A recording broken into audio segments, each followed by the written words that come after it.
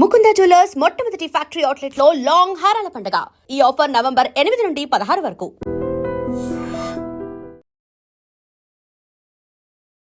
America మరోసారి ఉగ్ర కుట్ర నుంచి బయటపడింది. అది కూడా మామూలు ఉగ్ర కుట్ర కాదు. మొత్తం కార్ నిండా ఆయుధాలతో నిండినటువంటి ఒక కార్ని, అట్లాగే ఆఫ్ఘనిస్తాన్కి సంబంధించిన పౌరుడిని అయితే అరెస్ట్ చేసిన సందర్భం.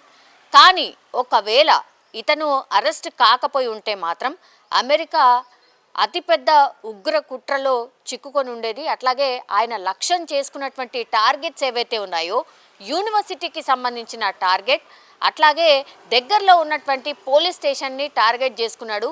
కొన్ని వేల సంఖ్యలో చాలామందిని చంపాలి అనేటువంటిది ఆయన టార్గెట్. ఇవంతా కూడా ఎట్లా తెలిసినాయి, విచారణలో తెలిసినాయా అంటే కాదు.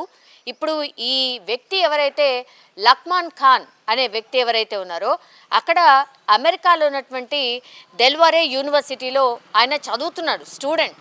కేవలం 25 సంవత్సరాలు మాత్రమే ఉన్నాయి. సో ఈ ఉగ్ర దాడి చేసిన తర్వాత కొన్ని వేల మందిని చంపితేనే ఆయనకు అమరత్వం వస్తుంది అని పూర్తిగా మంచిగా ఆయన బ్రెయిన్ వాష్ చేసి అమెరికాకు పంపించిండ్రు. యాక్చువల్లీ ఆయన దగ్గర 2 సిటిజన్షిప్ కార్డ్స్ ఉన్నాయి. ఒకటేమో ఆఫ్ఘనిస్తాన్కి సంబంధించి, ఇంకోటేమో అమెరికా సిటిజన్షిప్ కార్డు ఉంది. అంటే మీరు ఇమాజిన్ చేసుకోండి, అసలు అమెరికా సిటిజన్షిప్ కార్డు ఎవరికి ఇస్తారు ఏంటి, నిజంగా అసలు ఆ కార్డు రావడానికి ఎంత భయంకరమైన రూల్స్ పెట్టారు, రెగ్యులేషన్స్ పెట్టారు.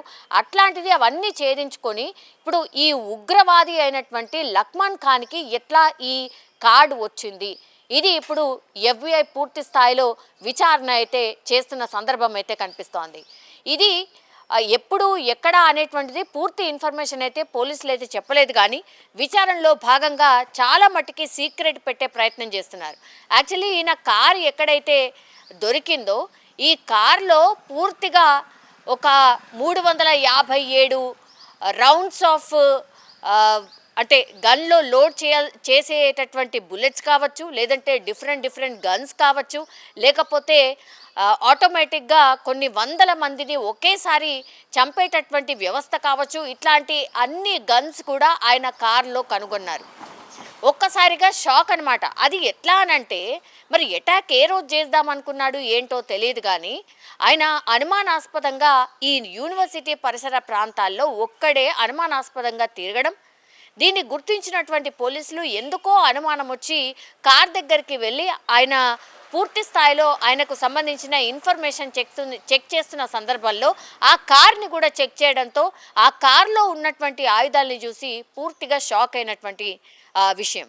అట్లాగే మొన్ననే మనకు తెలుసు, వైట్ హౌస్ ముందర 2 సెక్యూరిటీ గార్డ్స్ని ఒక వ్యక్తి కాల్చి చంపాడు. అది ఉగ్ర కుట్రలో భాగంగానే జరిగిందని ఏకంగా ప్రెసిడెంట్ ట్రంపే కామెంట్ చేసిన సందర్భంలో, అది జరిగి కూడా 1 వీక్ 10 డేస్ కాలేదు, అప్పుడే ఇంకో ఉగ్ర కుట్రకి ప్లాన్ చేస్తున్నటువంటి వ్యక్తి, అదే కారులో పూర్తిగా గన్స్తో ఉన్నటువంటి వ్యక్తి దొరకడం ఇప్పుడు కలకలం క్రియేట్ చేస్తోంది.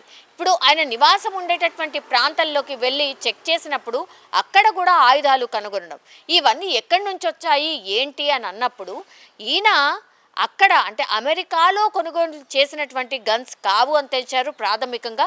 మరి ఎట్లా వచ్చినాయి, ఆయన ఎక్కడి నుంచి ఎక్కడికి ఎవరు సప్లై చేసిండ్రు, ఇంత పెద్ద వ్యవస్థని, అగ్రరాజ్యానికి సంబంధించిన సెక్యూరిటీ వ్యవస్థని కన్నుగప్పి ఇంత ఆయుధ సంపత్తిని ఈ వ్యక్తి ఎట్లా సంపాదించుకోగలిగాడు, అసలు దీని వెనుక ఎవరున్నారు ఏంటి అనేది కూడా పూర్తిగా సీరియస్గా దృష్టి పెట్టారు.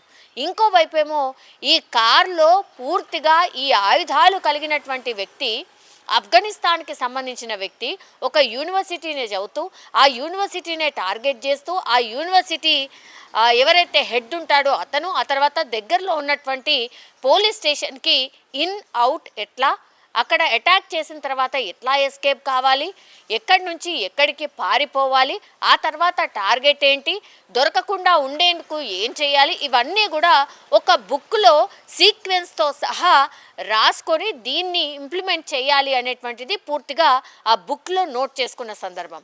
అట్లాగే ఆయన గురించి కూడా ఆ బుక్లో పూర్తి స్థాయిలో రాశాడు. సో ఆ నోట్ బుక్లో రాసినటువంటి విషయాల్ని అతి త్వరలోనే అమెరికాలో అగ్రరాజ్యంలో దట్టు ఆయన చదువుతున్నటువంటి యూనివర్సిటీనే టార్గెట్ చేసుకొని పక్కనున్నటువంటి పోలీస్ స్టేషన్ని టార్గెట్ చేసుకొని ఒక మారణ హోమం క్రియేట్ చేయడానికి ప్లాన్ చేసినట్టుగా ప్రాథమికంగా ఇప్పుడు ఆయన దగ్గర దొరికినటువంటి ఎవిడెన్స్ కావచ్చు. ఇప్పుడు ఈ లక్మాన్ ఖాన్ని విచారణలో భాగంగా పోలీసులు అడిగినప్పుడు కూడా అదే చెప్పిన పరిస్థితి అయితే కనిపిస్తోంది. ఒక్కసారిగా అలజడి ఒక్కసారిగా ఒక భయం గుప్పిట్లో అమెరికా పౌరులు ఉన్నట్టు లెక్క. బికాజ్ ఎవరు కూడా ఊహించి ఉండరు ఇంత పెద్ద మొత్తంలో ఒక కార్లో ఇన్ని గన్స్ ఉండి ఇన్ని లోడ్స్ ఆఫ్ ఏమంటారు బుల్లెట్స్ ఉన్నటువంటి రకరకాల గన్స్ కనగనడం ఇప్పుడు పెద్ద ఎత్తున అమెరికాలో ఒక అలజడి ఆందోళన అయితే కనిపిస్తోంది. సో చూడాలి దీన్ని ఎట్లా ట్రేస్ చేస్తారు. అట్లాగే ఈ లక్మాన్ ఖాన్ ఒక్కడే ఉన్నాడా, ఇంకెవరన్నా ఉన్నారా? ఎందుకంటే ఎక్కడైతే ఉగ్రవాదం సంబంధించి కార్యకలాపాలు బయటపడుతున్నాయో లింక్స్ చాలా పెద్ద ఎత్తున ఉంటున్నాయి. కాబట్టి అమెరికా లాంటి దేశంలో ఒక్కడే వచ్చి ఇంత మారణ హోమం క్రియేట్ చేయాలనుకున్నాడా? దీని వెనకాల ఎవరు ఉండరా? అసలు ఏం జరిగింది? దీని వెనకాల ఎవరున్నారు? లోపల సాయంగా ఆయనకు సహకరిస్తుంది ఎవరు? ఇట్లాంటివన్నీ కూడా క్లూస్ రాబట్టే పనిలో ఇప్పుడు FBI, అమెరికాకు సంబంధించిన అందరు అఫీషియల్స్ నిమగ్నమై ఉన్నటువంటి పరిస్థితి. అట్లాగే డొనాల్డ్ ట్రంప్ కూడా చాలా సీరియస్గా తీసుకున్నాడు. అట్లాగే ఆందోళన వ్యక్తం చేశాడు. మన దేశం మీద ఈ ఉగ్రవాదుల దాడి ఏంటి, ఆ ఉగ్రవాదుల కదలికలు కనిపించడం ఏంటి అనేది కూడా చాలా పెద్ద ఎత్తున సీరియస్గా అధికారులకు పూర్తి స్థాయిలో దర్యాప్తు చేయాల్సిందిగా ఆదేశించినట్టుగా కూడా చెప్తూ ఉన్నారు. నిజంగా ప్రస్తుతం ఉన్నటువంటి సమాజం దేనికి ప్రయారిటీ ఇస్తుంది? ఆర్థిక సంబంధాల చుట్టూ మాత్రమే తిరుగుతుంది. మళ్ళీ ఎన్నికలంగానే చాలా విరక్తి కలుగుతాను. మంచి అనిపిస్తుంది కదా, లేడీస్ కూడా ఛాలెంజింగ్ జాబ్స్ చేసినప్పుడు చాలా బాగుంటది. ట్రాఫిక్ అసిస్టెంట్స్ గా నియమించిన ట్రాన్స్జెండర్స్ అందరితో సాల్యూట్ చేయించుకుంటున్నారు. ఫుడ్ డెలివరీ ఇవ్వటానికి వెళ్ళినటువంటి డెలివరీ బాయ్ అనిల్ పై కళ్ళ ముందు